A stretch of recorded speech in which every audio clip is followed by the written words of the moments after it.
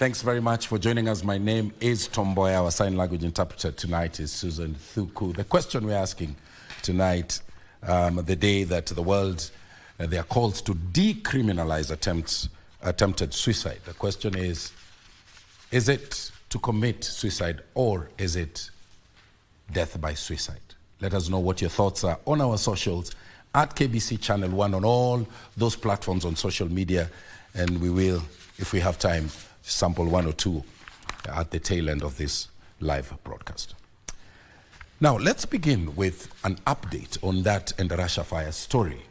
The Kenya Power and Lighting Company is tonight distancing itself from the fire tragedy at the Hillside Endarasha Academy.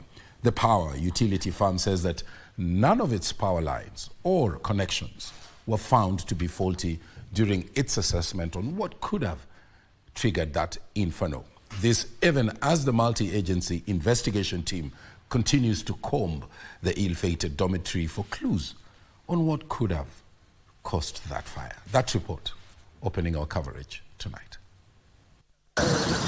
At the Hillside Endarasha Academy, the multi-agency investigating team fills the school compound.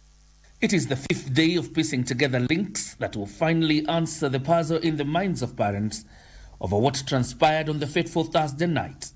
The team is led by the Directorate of Criminal Investigations, who have already closed the school and marked it a scene of crime. Even journalists are not allowed past the administration block so as not to contaminate the scene. But the officers are rushing against time to conclude the investigations before the schools reopen, particularly for grade 6 students expected to sit the KPSEA exams. And as the investigations continue, the Kenya Power and Lighting Company appears to be absolving itself from blame. The fire did not affect two prepaid meters located within the larger school complex. This was also the case for all other adjacent customers supplied by the same transformer.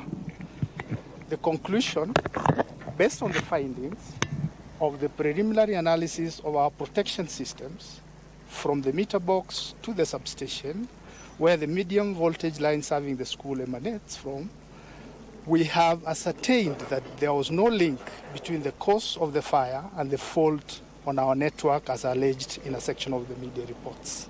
While there were claims that a bulb explosion could have caused the fire, the power utility firm says none of its power infrastructure was at fault before and during the incident, further denying that there was a power blackout in the area by the time of the incident.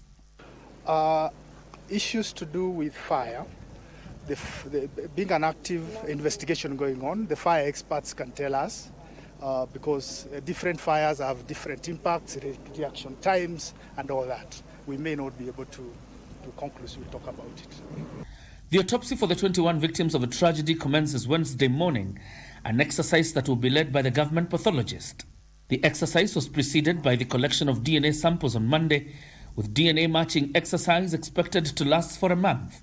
But for Angeline Wamboi, the exercise on Monday did not even bring some sort of closure.